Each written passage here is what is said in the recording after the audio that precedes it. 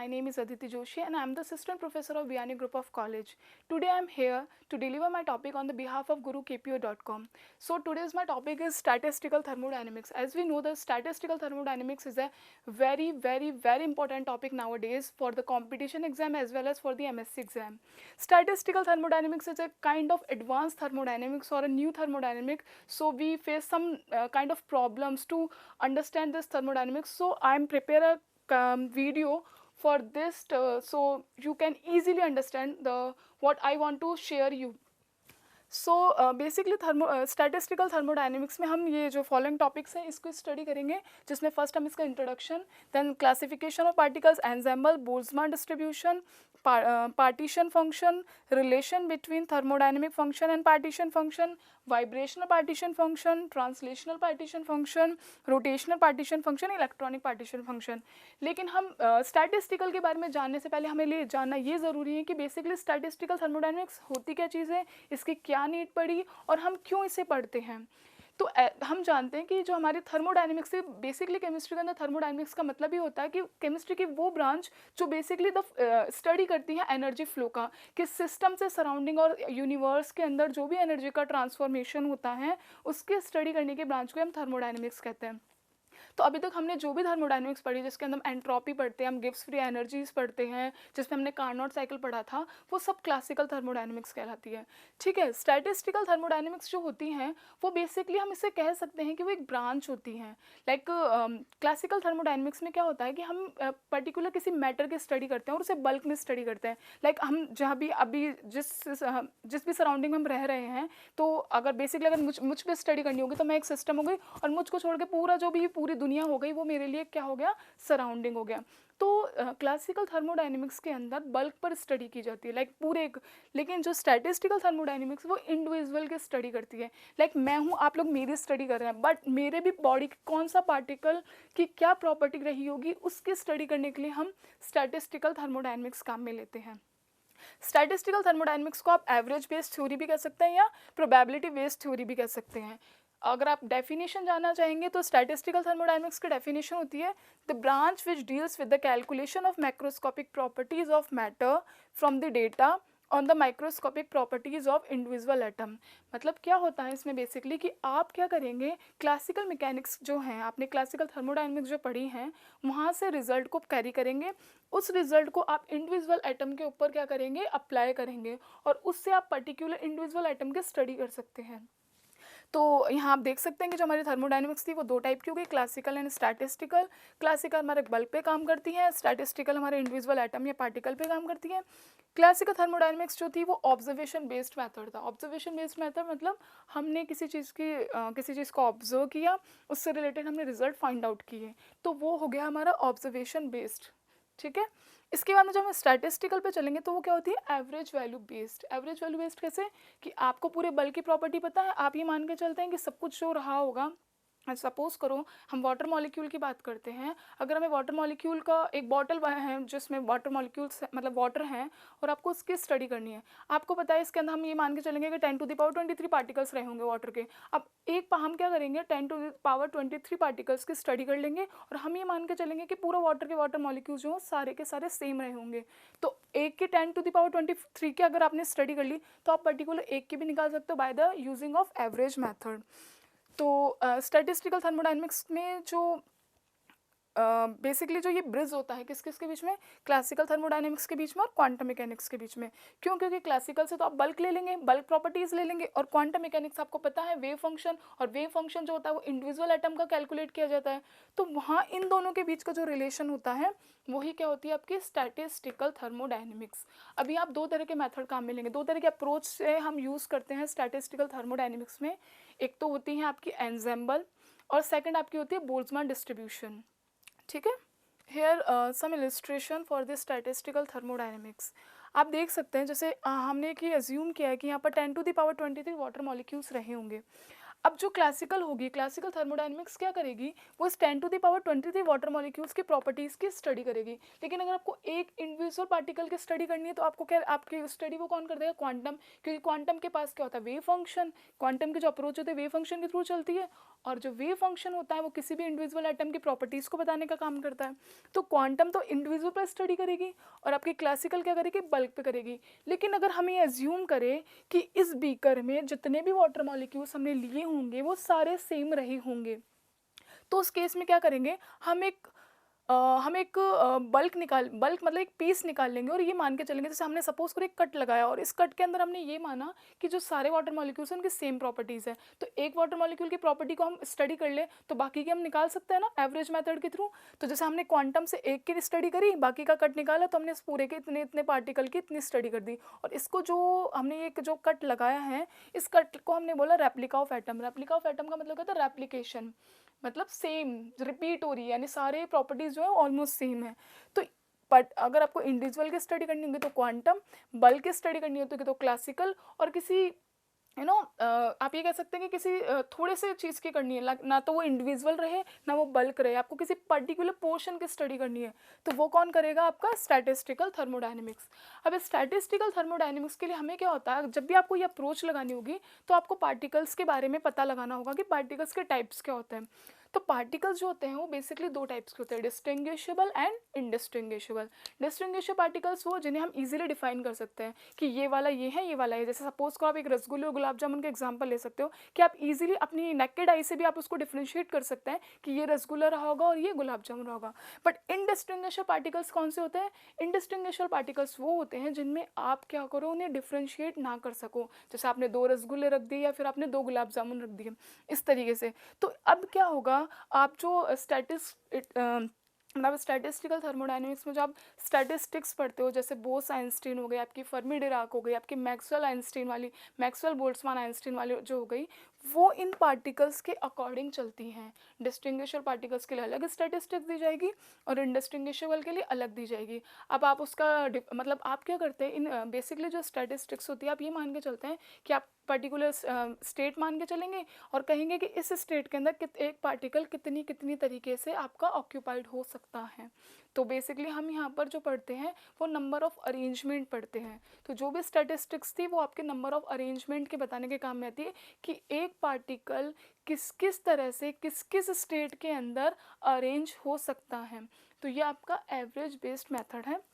अब इसको करने के बाद हम ये देखेंगे कि जो पार्टिकल्स के अकॉर्डिंग इनमें कुछ पे रेस्ट्रिक्शंस लगाएंगे, कुछ पे रेस्ट्रिक्शंस नहीं लगाएंगे। जैसे डिस्टिंग्विशेबल पे हम दो इस तरीके से स्टडी करेंगे कि जब रेस्ट्रिक्शन प्रेजेंट हो और जब रेस्ट्रिक्शंस एब्सेंट हो।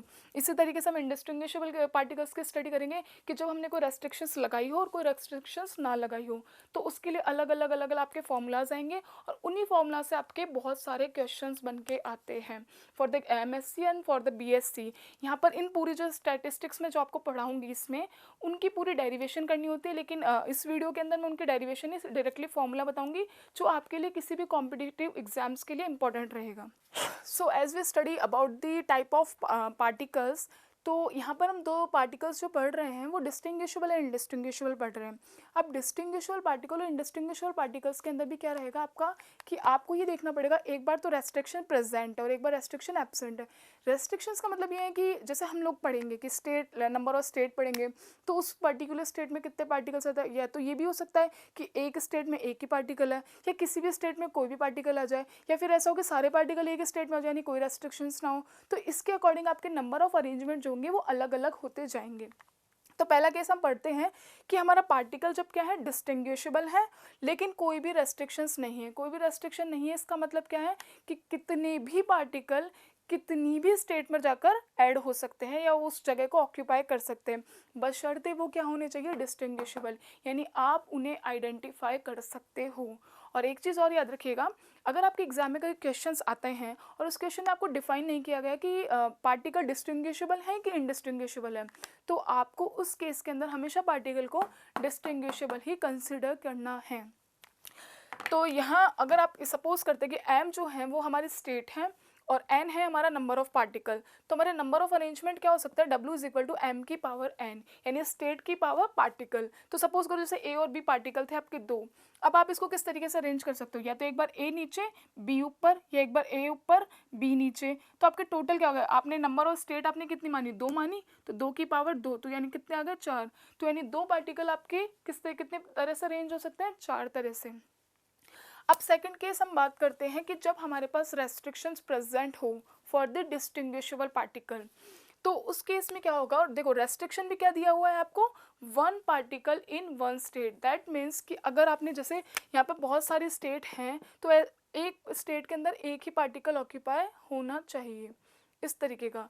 तो इस तरीके के लिए जब आप नंबर ऑफ अरेंजमेंट की स्टडी करते हैं उसको बोलते हैं परम्यूटेशन फार्मूला, और उसका जो आपका फॉर्मूला आता है वो आता है m factorial m minus n factorial. ठीक है, जैसे हम एक एग्जाम्पल से समझते हैं कि सपोज करो 4 स्टेट हैं और आपके पास 2 पार्टिकल है, तो आप परम्यूटेशन पार्टिकल के जो परम्यूटेशन का जो फॉर्मूला है उसके अंदर आप इन वैल्यूज़ को क्या करेंगे, पुट करेंगे। तो W इज इक्वल टू क्या हो जाएगा, 4 फैक्टोरियल अपॉन 4 माइनस 2 फैक्टोरियल। तो जब आप इसको सॉल्व करेंगे तो टोटल कितने आ रहा है, अरेंजमेंट 12। तो इसका मतलब है कि डिस्टिंग्विशेबल पार्टिकल था आपका, one particle in one box था, तो जब आपने फॉर्मूला अप्लाई किया तो आपके नंबर ऑफ अरेंजमेंट कितने आ रहे, 12, यानी वो आपके जो 2 पार्टिकल थे 4 स्टेट में 12 तरीके से रीअरेंज हो सकते हैं। जो हम थर्ड केस में पढ़ेंगे हम डिस्टिंग्विशेबल पार्टिकल विद रेस्ट्रिक्शंस, लेकिन यहाँ की जो रेस्ट्रिक्शंस है वो कंपैरेटिवली चेंज हो चुकी है। यहाँ की जो रेस्ट्रिक्शंस है वो कंपैरेटिवली चेंज हो गई है।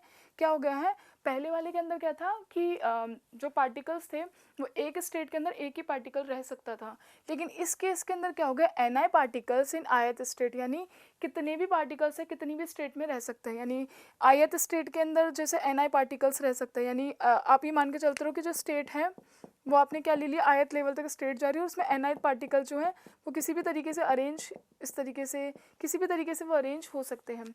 तो उन पार्टिकल्स के लिए जो आप काम में लेते हैं नंबर ऑफ अरेंजमेंट, उस फॉर्मूला को बोलते हैं ऑक्यूपेशन फॉर्मूला।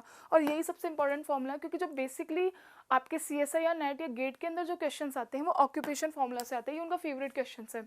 तो इसका फॉर्मूला होगा n factorial upon delta ni small ni factorial. जो स्मॉल ni फैक्टोरियल है इसका मतलब जो है इसका मतलब होता है n1 multiply by n2 multiply by n3, n यानी एक पार्टिकल मल्टीप्लाई बाय दूसरा पार्टिकल मल्टीप्लाई बाय तीसरा पार्टिकल, इस तरीके से। तो और जो ये आपका डेल्टा ni होता है इसको आप बोलते हैं ऑक्यूपेशन नंबर। अब ये देखिए यहाँ जो क्वेश्चन बनते हैं वो क्वेश्चन 2 तरीके से बन के आते हैं। एक क्वेश्चन ऐसा बन के आ सकता है कि आपको ऑक्यूपेशन नंबर गिवन हो, ऑलरेडी गिवन हो। सेकंड केस क्या बन सकता है, आपको ऑक्यूपेशन नंबर गिवन ना हो लेकिन आपको उससे रिलेटेड हिंट दिया हुआ हो। सपोज करो अगर आपको ऑक्यूपेशन नंबर गिवन है, जैसे हमने एक एग्जांपल लिया कि ऑक्यूपेशन नंबर आपको गिवन था 1 3 4, ठीक है, यानी आपको ये बताया गया था कि एक पार्टिकल था, तीसरा पार्टिकल था, चौथा पार्टिकल था, और जो टोटल आपका Ni यानी टोटल नंबर ऑफ पार्टिकल थे वो 8 थे, तो उनको इस तरीके से अरेंज करना था। तो आपको है ना नंबर ऑफ अरेंजमेंट निकालने थे। तो उस केस में क्या होगा, आप रखोगे 8 का factorial upon 1 factorial multiply by 3 factorial multiply by 4 factorial. तो इसको आप सॉल्व करके देखेंगे तो क्या आएगा आपका 8 7 6 5 4 3 2 1, और यहाँ नीचे जाएगा 3 2 1 और नीचे 4 का फैक्टोरियल। तो 4 के फैक्टोरियल से तो पूरा काम अपना गया, अपना यहाँ पे आ गया 3 और 3 3 से कट गया। तो बेसिकली आपके जो भी वैल्यूज आपकी बची वो आपके क्या निकल के आ जाएंगे, number of arrangement. But second case क्या है आपका, सेकंड केस ये है कि आपको अगर ऑक्यूपेशन नंबर गिवन नहीं है, उस केस में क्या हो सकता है कि आपको सपोज करो उन्होंने ये बता दिया कि टोटल जो पार्टिकल्स के नंबर थे वो थे 4। आपकी स्टेट उसने बता दी कि 3 स्टेट है, उसने ये कहा कि 3 स्टेट में 4 पार्टिकल को इस तरीके से अरेंज करो कि टोटल एनर्जी आपकी 3E के बराबर आए। तो यानी उसने आपको ऑक्यूपेशन नंबर अब गिवन नहीं दिया, उसने ऑक्यूपेशन नंबर आपसे पूछा है। तो उस केस में आप क्या करोगे, आप उस केस में ये कर सकते हैं कि जैसे आपने स्टेट ली, ठीक है, ये आपने स्टेट ली, उसने कहा कि 3 स्टेट हैं, तो ये 1 2 3 स्टेट हो गई आपके पास, और आपके पास क्या होना चाहिए, टोटल पार्टिकल है 4 और उसको इस तरीके से अरेंज करना है कि एनर्जी क्या हो 3। तो जैसे आपने ये भी एक एनर्जी लेवल, ये एनर्जी लेवल, ये एनर्जी की स्टेट, 3 को रखना है तो आपने 0 से स्टार्ट करेंगे, 0 1 2, 3 आपकी इस तरीके से हो गई। अब आपके पार्टिकल कितने हैं, 4। तो जैसे आप क्या कर सकते हो, आपने इस तरीके से कर सकते हो कि 3 और आप यहाँ पे रख दो 1, ठीक है, 3 और 1 रख दोगे तो क्या होगा, 0 को आप 1 से मल्टीप्लाई करोगे तो 0 और 3 को 1 से मल्टीप्लाई करोगे तो 3, तो टोटल रिजल्ट जो आपका 3E एनर्जी आनी चाहिए थी वो आपकी आ रही है। और नंबर ऑफ पार्टिकल वाली कंडीशन भी फुलफिल हो रही है क्योंकि 3 और 1 4, टोटल 4 पार्टिकल्स हो रहे हैं। ठीक है, तो 3 और 1 4 पार्टिकल भी हो गए आपके, और आप जब इनको ऐड करोगे तो आपकी एनर्जी भी की कंडीशन भी फुल हो रही है। तो यहाँ का ऑक्यूपेशन नंबर क्या आ गया, 3 और 1, क्योंकि पार्टिकल्स 3 और 1 इस तरीके से अरेंज है ना, इसलिए ये आपका क्या आ गया ऑक्यूपेशन नंबर। सेकंड केस क्या हो सकता है आपका, वही 0 1E 2E। आपके किस तरीके से अरेंज कर सकते हो, जैसे आपने एक यहाँ रख दिया, एक आपने यहाँ रख दिया और एक आपने यहाँ रख दिया। तो देखो इस केस के अंदर भी क्या हो रहा है, टोटल नंबर ऑफ पार्टिकल 4 ही रहने चाहिए थे, 2 3 4, 4 आपके नंबर ऑफ पार्टिकल्स आ रहे हैं। टोटल एनर्जी आपकी 3 के बराबर आनी चाहिए थी। तो देखो 2E को आप 1 से मल्टीप्लाई करोगे तो 2E, प्लस 1E को 1 से करोगे तो 1E, और इसको करोगे तो 0 तो 3, यानी ये कंडीशन भी आपकी फुलफिल हो रही है, यानी 3 वाली कंडीशन आपकी फुल हो रही है। तो इसके लिए आपका ऑक्यूपेशन नंबर क्या आ गया, 1 1 2। तो अब आपके पास 2 ऑक्यूपेशन नंबर आ गए, एक तो 3 1 और एक 1 1 2। अब आपको क्या करना है, जो आपका मेन फॉर्मूला है उसके अंदर इस वैल्यूज़ को पुट करना है और इनको ऐड कर लेना है। तो वही आपकी क्या निकल के आएगी टोटल, जैसे n 4 फैक्टोरियल अपॉन इसका क्या आया 3 factorial multiply by 1 factorial, plus इधर करेंगे आप 4 factorial upon 1 factorial multiply by 1 factorial multiply by 2 factorial. तो इसको सॉल्व करने पे जो भी आपकी वैल्यूज़ आएगी वो आपकी क्या निकल के आ जाएगी, पूरी की पूरी ऑक्यूपेशन फॉर्मूला। तो बेसिकली क्वेश्चन जो आते हैं वो यहाँ से आपके आते हैं। ये एक तरीके से इसी तरीके से जैसे आप लोग चेस खेलते हैं कि चेस में, या फिर आप लोग जो कार्ड्स खेलते हैं कि कार्ड्स पे क्वीन के आने की कितनी टेंडेंसी होती है, तो वो जो प्रोबेबिलिटी आप वहाँ लगाते हो ना, उसी प्रोबेबिलिटी को आपको यहाँ पे काम में लेना है। तो ये यहाँ से ये वाला जो चीज़ है, यहाँ से क्वेश्चन सबसे ज़्यादा आते हैं। तो ये आपके कॉम्पिटिटिव एग्जाम के पॉइंट ऑफ व्यू से बहुत ही ज़्यादा इंपॉर्टेंट। हमने जो ऑक्यूपेशन फॉर्मूला देखा वो W = n factorial upon delta n small ni factorial देखा। ठीक है, ये तो आपका सिंपल था जब आपने डीजेनरेसी को इंक्लूड नहीं किया था। अब आप एक चीज़ याद रखिएगा कि डीजेनरेसी जो होती है वो क्या होता है, अगर आप स्टेट की बात कर रहे हैं, अगर आप किसी पर्टिकुलर स्टेट की बात कर रहे हैं तो कभी भी डीजेनरेसी इंक्लूड नहीं होगी, क्योंकि उसके आपको डीजेनरेसी अलग से मतलब डालने की ज़रूरत नहीं होगी, क्योंकि जब आप स्टेट की बात कर रहे हो तो इसका मतलब है डीजेनरेसी की बात आपने ऑलरेडी कर चुकी है। लेकिन अगर आप लेवल की बात कर रहे हो तो आपको अलग से डीजेनरेसी का डालना ही पड़ेगा, उसके मतलब उसे ऐड करना ही पड़ेगा। तो सपोज करो अगर आपके ऑक्यूपेशन वाले फॉर्मूले के अंदर अगर आपको डीजेनरेसी इंक्लूड करना पड़ा तो आपका फॉर्मूला चेंज हो जाएगा। वहाँ आपका फॉर्मूला जो ऑक्यूपेशन नंबर का होगा वो क्या होगा, n फैक्टोरियल GI की power small ni upon small ni का फैक्टोरियल। इसको बोलते हैं मैक्सवेल बोल्ट्जमान स्टैटिस्टिक्स। तो ये आपकी पहले स्टेट्स आ गई, मैक्सवेल बोल्ट्जमान स्टैटिस्टिक्स। यहाँ पे GI है आपकी डीजेनरेसी, यानी ith स्टेट की ith लेवल की डीजेनरेसी, और ni हो गया आपका पार्टिकल इन ith स्टेट। तो देखो पहला क्वेश्चन आपका क्या आ सकता है इस वाले से, आप देखो मैक्सवेल बोल्ट्जमान स्टैटिस्टिक्स आ गई। तो अभी हम पढ़ रहे कौन सा पार्टिकल पढ़ रहे थे, हम डिस्टिंग्विशेबल पार्टिकल की बात कर रहे थे और विद रेस्ट्रिक्शन। तो क्वेश्चन ये आ सकता है, जैसे आपके पास ऑप्शन वाले क्वेश्चन में आ सकता है कि Maxwell Boltzmann statistics applied on. तो ऑप्शन में आपके पास 4 ऑप्शन होंगे, तो आपको कौन से पे टिक करना है, distinguishable particle having restriction. Next हम बात करते हैं इंडिस्टिंग्विशेबल पार्टिकल जिसमें भी रेस्ट्रिक्शन प्रेजेंट और वो रेस्ट्रिक्शन है 1 पार्टिकल पर स्टेट। तो जब आपने फोर्थ केस बात किया, अब आप देखो डिस्टिंग्विशेबल में आपने 3 केस पढ़ लिए, first no without restriction, second restriction पर पार्टिकल पर स्टेट, और थर्ड केस आपने क्या लिया कि ni particle in ith state. 3 case पढ़ लिया आपने जिसके अंदर सिंपल फॉर्मूला था, उसके बाद में आपका परम्यूटेशन फॉर्मूला आ गया, देन ऑक्यूपेशन नंबर वाला आ गया। इसके बाद में जब आप इंडिस्टिंग्विशेबल की बात करते हो और प्लस उसमें रेस्ट्रिक्शन प्रेजेंट हैं, तो वहाँ जो आपका फॉर्मूला आएगा उसे आप क्या बोलते हैं, combination formula. Combination formula W = क्या होता है, mi factorial upon ni multiply by m minus n का फैक्टोरियल। ठीक है, तो क्या हो गया आपका combination mi factorial upon n factorial m minus n factorial. इसको बोलते हैं फर्मी डिराक स्टैटिस्टिक्स। फर्स्ट आपकी ये होगी मैक्सवेल, सेकंड आपकी होगी फर्मी डिराक स्टैटिस्टिक्स। अब एक चीज़ और याद रखिएगा कि फर्मी डिराक स्टैटिस्टिक्स पहला वही क्वेश्चन बन सकता है कि किस पे अप्लाई होती है, तो आप क्या बोलोगे, इंडिस्टिंग्विशेबल पार्टिकल्स पे होती है, प्लस जिनके पास रेस्ट्रिक्शन हो, रेस्ट्रिक्शन क्या हो, पर एटम पर स्टेट। ठीक है, उसके बाद में सेकंड ही कह सकते हैं कि आपसे ये भी पूछा जा सकता है कि जो फर्मी, मतलब आपको फर्मी डिराक की डायरेक्टली आपको नहीं कहा गया, आपको कहा कि एक फर्मियन है, उसके बताओ नंबर ऑफ अरेंजमेंट कितने होंगे। तो हमेशा याद रखना फर्मी डिराक स्टैटिस्टिक्स को कौन फॉलो करता है, फर्मियंस। और फर्मियंस को क्या होते हैं, जिनका स्पिन इंटीग्रल जो होता है वो हाफ मल्टीपल होता है, यानी आई की वैल्यू जो होती है वो हाफ 3/2 इस तरीके से चलती है। और इसके अलावा क्या होता है, जो इनका वेव फंक्शन होता है वो कैसा होता है, एंटी सिमेट्रिक वेव फंक्शन। तो आपको ऐसा कहा जाए कि एक पार्टिकल है जिसका एंटी सिमेट्रिक वेव फंक्शन है, उसके लिए नंबर ऑफ स्टेट इतनी दी गई है, और मतलब उसके लिए बताओ नंबर ऑफ अरेंजमेंट क्या होंगे। तो आपको उसने इनडायरेक्ट इन्फॉर्मेशन दी है, उसने कहा है कि एंटी सिमेट्रिक वेव फंक्शन है, दैट मीन्स वो फर्मियंस की बात करा, दैट मीन्स हमें फर्मी डिराक स्टैटिस्टिक्स अप्रोच करनी है, दैट मीन्स हमें कॉम्बिनेशन फॉर्मूला को लगाना है। अब जब का लास्ट केस हमारे पास बचा है indistinguishable particle with no restriction, यानी पार्टिकल अब की बार क्या है, इनडिस्टिंग्विशेबल है लेकिन आपके पास कोई भी रेस्ट्रिक्शंस नहीं रही हैं। तो उस केस के अंदर जो आपका फॉर्मूला यानी नंबर ऑफ अरेंजमेंट होंगे वो होंगे n+m-1 factorial upon n factorial m-1 factorial. ये जो आपका फॉर्मूला निकल के आता है ये कौन से स्टैटिस्टिक्स से आता है, बोस आइंस्टाइन स्टैटिस्टिक्स। तो क्वेश्चंस जो होते हैं वो यहाँ से बहुत तरह के अराइज होते हैं। अब जैसे कि बोस आइंस्टाइन जो स्टैटिस्टिक्स होता है उसे कौन फॉलो करता है, उसे बोसॉन्स फॉलो करते हैं। तो बोसॉन्स क्या होते हैं, बोसॉन्स बेसिकली होते हैं कि इनका सिमेट्रिकली वेव फंक्शन होता है, इनका वेव फंक्शन कैसा होता है, सिमेट्रिक होता है। प्लस इनका जो स्पिन जो होती है, आपका स्पिन इंटीग्रल जो होता है वो क्या होता है, फुल स्पिन इंटीग्रल होता है, यानी आई की वैल्यू 0 1 2 3 एंड सो ऑन इस तरीके से रहेगी।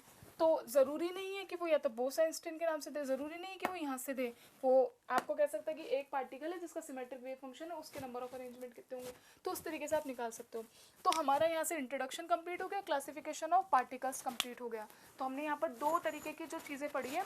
अब देख लीजिए, इंट्रोडक्शन में बेसिकली आपको क्या याद रखना है कि स्टैटिस्टिकल थर्मोडायनेमिक्स क्या चीज़ होती है वो याद रखना है, स्टैटिस्टिकल थर्मोडायनेमिक्स हम क्या क्या कंसिडर करते हैं वो याद रखना है। फिर अब नंबर ऑफ पार्टिकल में आप पढ़ेंगे कि डिस्टिंग्विशेबल था, इनडिस्टिंग्विशेबल था। डिस्टिंग्विशेबल तीन तरीके से आपने किया था, with restriction, one particle in one atom वाला restriction, sorry without restriction, one particle in one state restriction and n i particle in i state restriction. तो उसके अंदर आपने तीन चीज़ें पढ़ ली। इनडिस्टिंग्विशेबल में आपने पढ़ा विद रेस्ट्रिक्शन और विदाउट रेस्ट्रिक्शन, ये हो गया। तो ये आपके नंबर क्लासिफिकेशन ऑफ पार्टिकल्स हो गया। अब नेक्स्ट आपका आता है ensemble. Ensemble is a very important because in point of view gate, basically gate से मैंने देखा है कि ऑल्टरनेट जो एग्जाम्स लगते हैं यानी ऑल्टरनेट ईयर्स में ये एनसेम्बल से क्वेश्चन आता है, और इसके अंदर कभी भी किसी भी तरह की प्रॉब्लम नहीं आती है, बहुत ही ईजी वे में रहता है। बस आपको ये पता होना चाहिए कि एनसेम्बल्स क्या होता है। देखिए मैंने अभी आपको बताया था ना इस तरीके का एक बॉक्स के आपने बहुत सारे नंबर ऑफ पार्टिकल लेते हैं एक पर्टिकुलर चीज़ को, तो जिस पर्टिकुलर सेट को आपने या जिस पर्टिकुलर पोर्शन को आपने स्टडी के लिए सेलेक्ट किया था उस बल्क में, उसी को एनसेम्बल बोलते हैं। लेकिन एनसेम्बल में पहली चीज़ क्या होनी चाहिए कि पार्टिकल्स की नेचर जो उसकी प्रॉपर्टीज़ है वो सेम होनी चाहिए। तो आप क्या कह सकते हो, the large collection of identical unit और replica is called ensemble hypothesis. ठीक है। अब आप एनसेम्बल जो होती है उसको आप तीन तरीके से बांटते हैं। ये फर्स्ट होती है आपको माइक्रो कैनोनिकल, सेकंड होती है आपकी कैनोनिकल एंड थर्ड होती है आपकी ग्रैंड कैनोनिकल। तो माइक्रो कैनोनिकल के अंदर क्या होता है, ये बिल्कुल हमारा एज इट इज़ जो हम उसके अंदर क्लासिकल थर्मोडायनेमिक्स से पढ़ते हैं ना, ये वो की वही प्रॉपर्टीज़ है। देखिए स्टैटिस्टिकल थर्मोडायनेमिक्स में बेसिकली क्या होता है, आप दो तरीके से अप्रोच लगाते हैं क्लासिकल की प्रॉपर्टीज़ को फाइंड आउट करने के लिए। आप दो तरीके से अप्रोच लगाते हो, पहले तो आप एनसेम्बल के थ्रू लगाते हो, सेकंड आप बोल्ट्जमान डिस्ट्रीब्यूशन के थ्रू लगाएंगे। तो अभी हम क्या लगा रहे हैं, एनसेम्बल के थ्रू लगा रहे हैं। तो इसमें फर्स्ट आता है आपका माइक्रो कैनोनिकल, जो मैंने आपको लिखा है capital N capital V capital E, और यहाँ पे लिखा है capital N capital V capital T, और यहाँ लिखा है mu capital V capital T.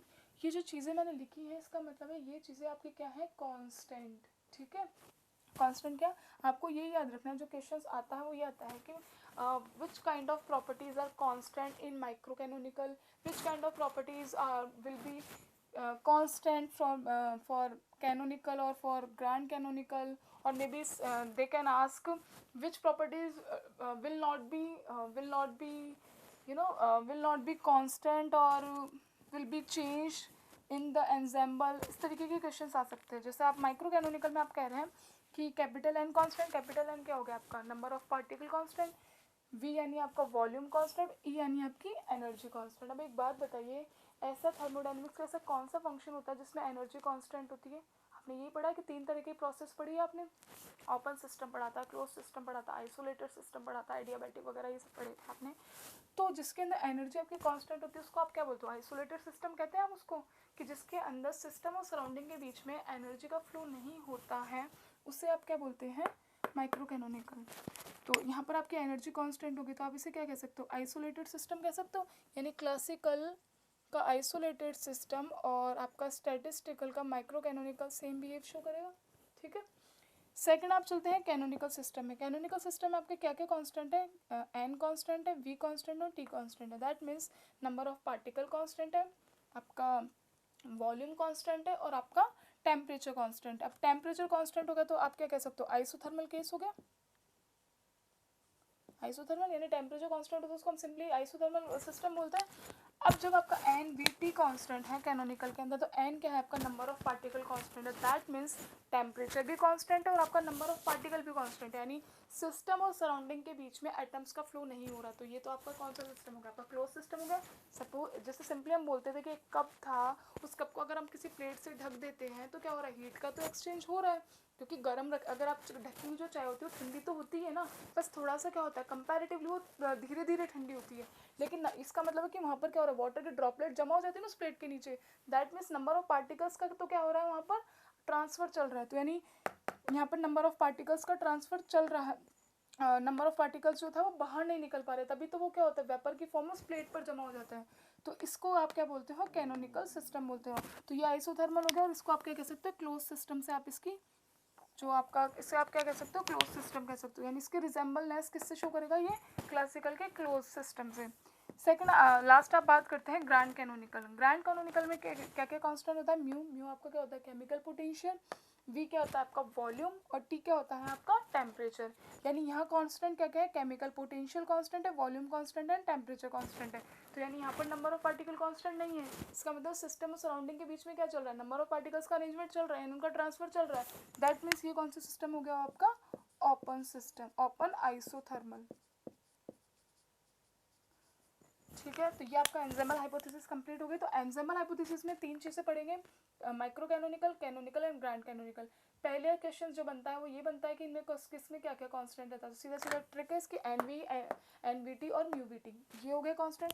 तीसरा क्वेश्चन जो सेकंड क्वेश्चन आपका बन सकता है वो क्या बन सकता है कि माइक्रो कैनोनिकल जो है वो क्लासिकल के किससे रिजेंबलेंस शो करता है, आइसोलेटेड से। कैनोनिकल किससे शो करता है, क्लोज से। प्लस क्या होता है आपका आइसोथर्मल होता है। और ग्रैंड कैनोनिकल किससे करता है आपका, ओपन से। तो ये हमने आपने जो 3 बेसिकली चीज़ें पढ़ ली, इंट्रोडक्शन पार्ट पढ़ लिया, क्लासिफिकेशन पढ़ लिया, एंजाइमल पढ़ लिया। अब इसके बाद वाला जो ये आपकी फर्स्ट अप्रोच कंप्लीट हो गई है। अब जो सेकंड अप्रोच की बात करेंगे वो सेकंड अप्रोच जो है वो हम नेक्स्ट वीडियो के अंदर स्टडी करेंगे। नेक्स्ट वीडियो के अंदर मैं आपको बताऊंगी कि जो बोल्ट्जमान डिस्ट्रीब्यूशन में आप पार्टीशन फंक्शन कैलकुलेट करेंगे, पार्टीशन फंक्शन के क्या सिग्निफिकेंस होते हैं, पार्टीशन फंक्शन और क्लासिकल थर्मोडायनेमिक्स के बीच आप किस तरीके से रिलेशन निकालते हैं, प्लस आप जो 4 तरीके की आप मोशंस पढ़ते हैं, डिग्री ऑफ फ्रीडम पढ़ते हैं, उन डिग्री ऑफ फ्रीडम के जो पार्टीशन फंक्शन, उन डिग्री ऑफ फ्रीडम में भी हम रिलेशन निकालेंगे कि वाइब्रेशनल पार्टीशन फंक्शन क्या होगा, ट्रांसलेशनल पार्टीशन फंक्शन क्या होगा, रोटेशनल पार्टीशन फंक्शन क्या होगा और इलेक्ट्रॉनिक पार्टीशन फंक्शन क्या होगा। तो देखिए गेट के एग्जाम में जो बी पार्ट होता है उस बी पार्ट में तो यहाँ तक से रिलेटेड क्वेश्चंस आते हैं और सी पार्ट में जो होता है वो यहाँ से रिलेटेड क्वेश्चन आते हैं। तब ये कह सकते हैं कि स्टैटिस्टिकल थर्मोडायनेमिक्स बेसिकली 6 से 10 नंबर की आती है और वो हमारे लिए बहुत ही ज़्यादा, अगर आप इसको बिल्कुल इसे सिंपली वे में जितना मैंने आपको बताया उतना अगर आपने अच्छे से डाइजेस्ट कर लिया ना, तो डेफिनेटली आपका स्टैटिस्टिकल थर्मोडायनेमिक्स में से कभी भी कोई नंबर गलत नहीं काट सकता, ठीक है। सो नेक्स्ट जो इसकी जो नेक्स्ट वाली जो स्टडी है वो हम नेक्स्ट वीडियो में करेंगे। So thank you so much for watching my video.